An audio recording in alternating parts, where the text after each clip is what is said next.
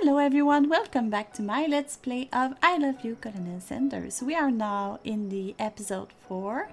Last time we participate in a cooking competition in the cooking arena of the academy, and one of the students died because he ate squid made by Van Van, the madman. Let's see how it goes today. Tonight, I mean. At night, the school building has taken on another vibe entirely. It's dark and more than a little spooky. Oh, we just finished our first day at the academy. Colonel Sanders stands in the quad's neon glow and speaks softly. Those mashed potatoes you made in class today. Before you go on, I want you to know they're not a great representation of my skills. I didn't even realize I was making them. They were amazing, like you.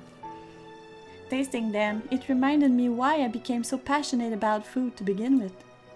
Colonel Sanders is getting choked up. Cooking is obviously important to him in a way that you find inspiring. Now might be the perfect time to tell him you're developing feelings for him because you spent an entire day with him. Now you are deeply in love with him. Colonel Sanders? Yes, waifu?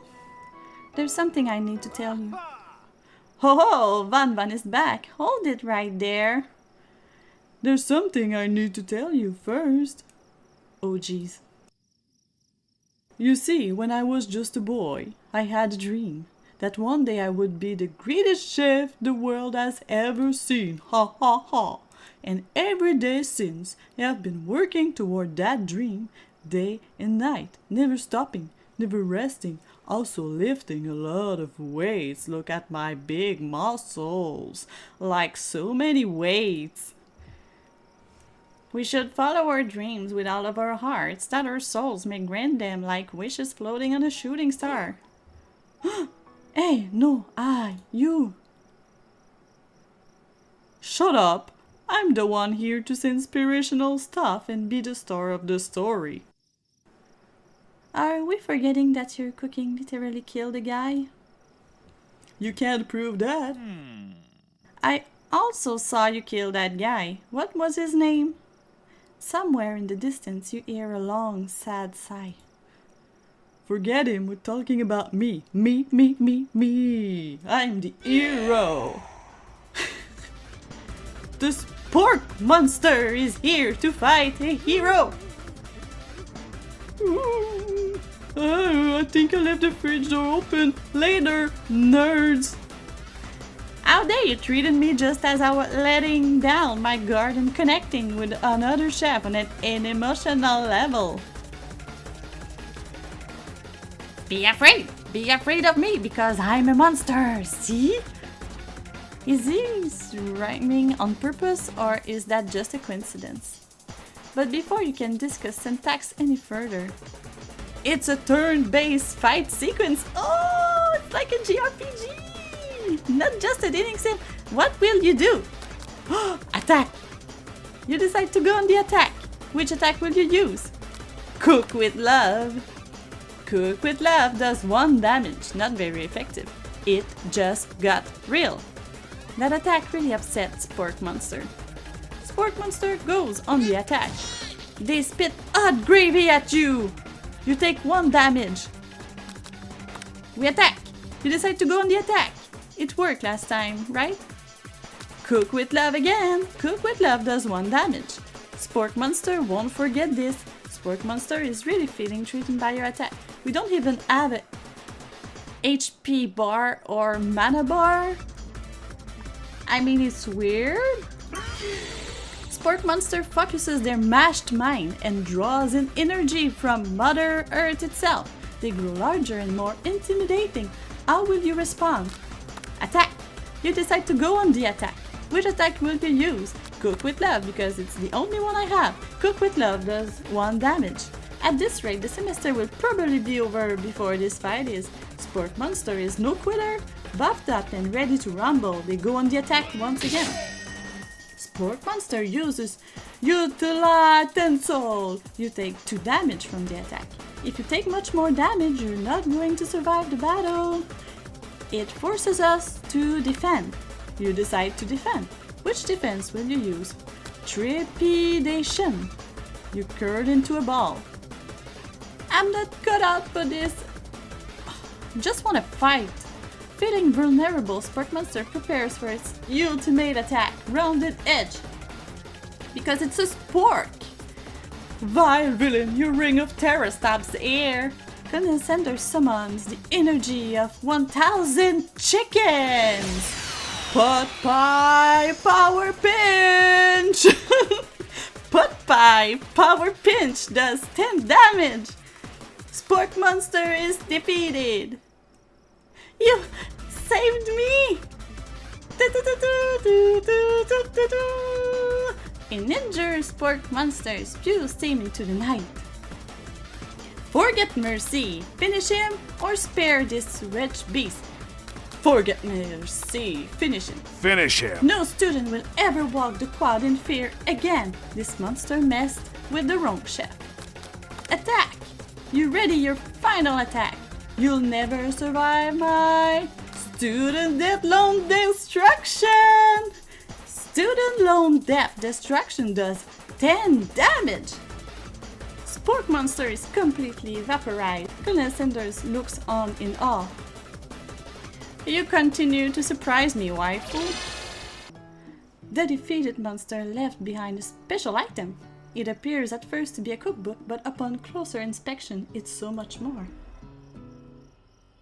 It's a book of magic spells with a golden chicken on the cover. Do you think it's the recipe book that we will use to open our first restaurant? You open the cover and find a library card tucked inside. The last name to have signed it out is Borko. Borko, that name sounds strangely familiar. Your blood is pumping as you stand in the quiet of the night, holding the mysterious book in your hands. As you come down from your battle buzz, you realize that your final attack has left you completely depleted. The world around you begins to fade away. Without any energy to keep your eyes open, darkness overtakes you. Did I just fall asleep in the quad?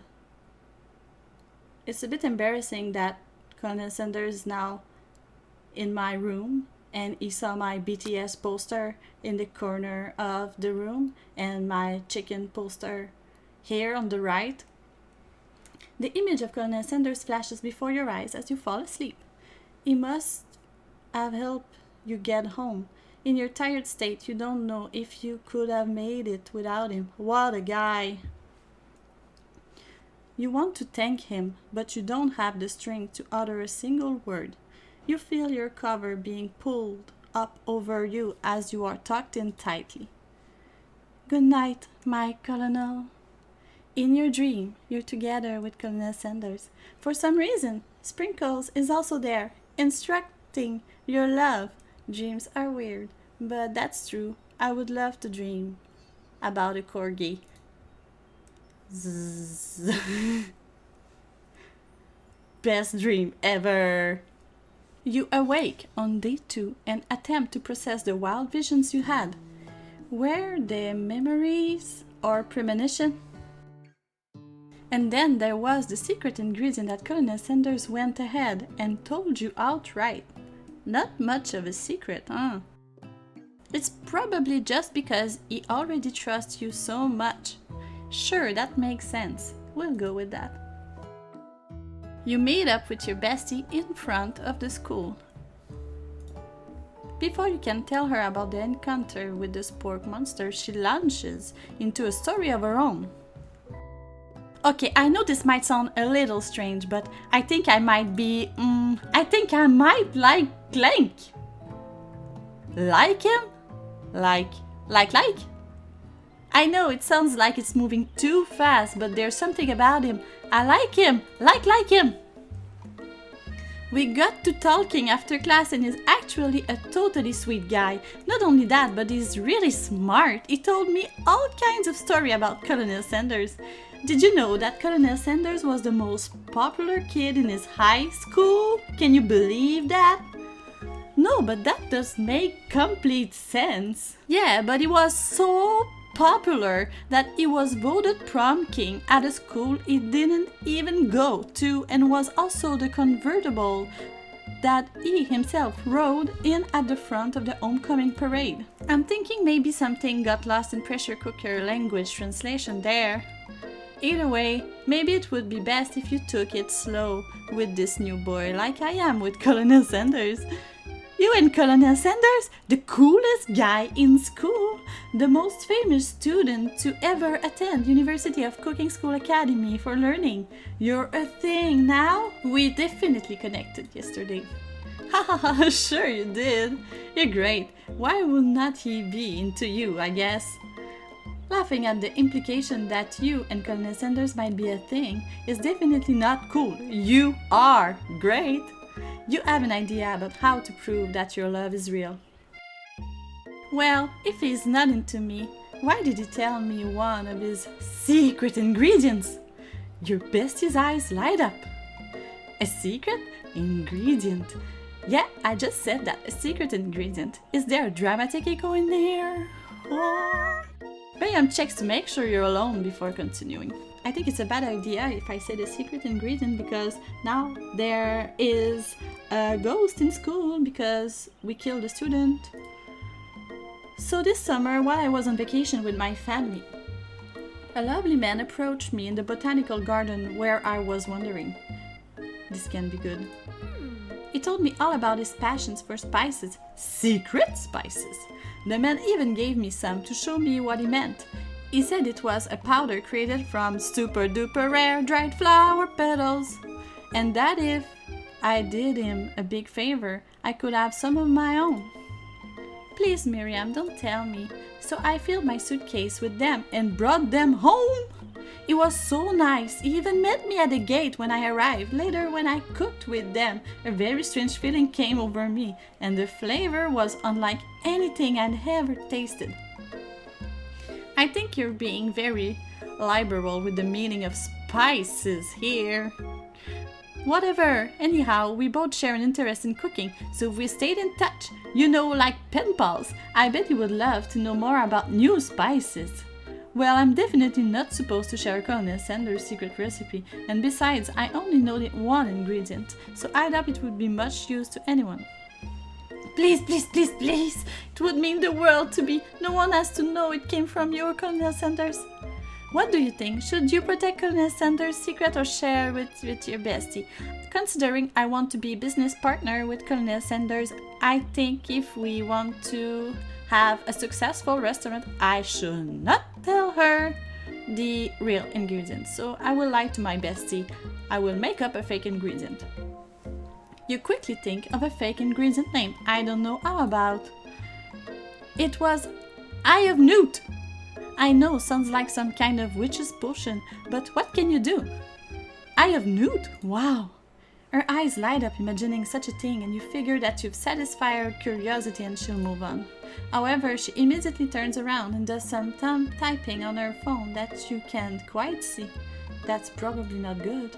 Before you can ask her to confirm that she was definitely not texting secrets to other people, you are interrupted. Orin rushes in. Cherry blossom petals fills the air, and now I have the feeling that Colonel Sanders will arrive, so we'll keep this for the next episode. Thank you so much for watching, and I hope you enjoy our little dating day and our little combat. So thank you so much for watching, and I will see you next time. Bye bye!